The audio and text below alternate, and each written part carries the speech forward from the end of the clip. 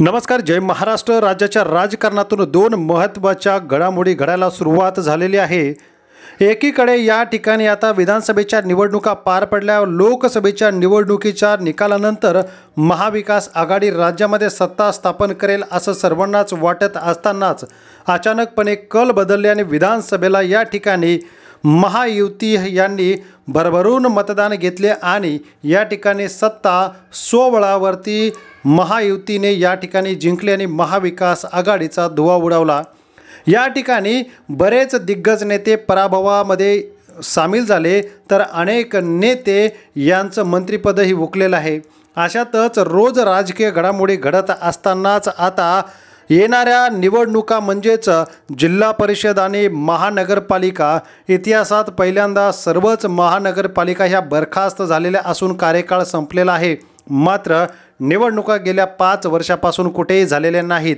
त्याचमुळे आता येणारी निवडणूक पुन्हा एकदा ताकदीनिशी लढायची आणि पुढे जायचं आणि सर्वात जास्त महत्त्वाची निवडणूक राज्याच्या निवडणुकी इतकंच महत्त्व आणि इतर राज्यांच्या बजेटपेक्षाही सर्वात जास्त बजेट असलेली मुंबई महापालिका काही करून भारतीय जनता पक्षाला आपल्या ताब्यात घ्यायची आहे. तर दुसरीकडे इतक्या वर्षाची ठाकरेंची सत्ता संपुष्टात येण्याच्या मार्गावरती आहे. अशातच आता राज्यामध्ये 2 राजकीय घडामोडी घडायला सुरुवात झालेली आहे. 7 आणि 8 तारखेला या ठिकाणी दोन्ही राष्ट्रवादी एकत्र येण्यावरती शिक्कामोर्तब होणार आहे. तर दुसरीकडे भारतीय जनता पक्षासोबत जाऊन सर्वात घाटा मनसेला झाला आणि हेच मनसे आणि उद्धव ठाकरे, राज ठाकरे, उद्धव ठाकरे, ठाकरे बंधू महानगरपालिकेच्या निवडणुकीच्या तोंडावरती एकत्र येण्यासाठी हालचाली सुरू झालेल्या आहेत.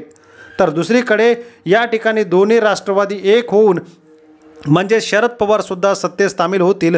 भारतीय जनता पक्षामध्ये छगन भुजबळ जातील आणि त्याचबरोबर ते पुन्हा एकदा राष्ट्रवादी या महाविकास आघाडीतून आणि उद्धव ठाकरे महाविकास आघाडीतून बाहेर पडणार आहेत. राज ठाकरे, उद्धव ठाकरे हे स्वतंत्रपणे दोघंही एकत्र येऊन निवडणूक लढवणार असल्यामुळे ही रंगतदार निवडणूक ठरणार आहे. धन्यवाद.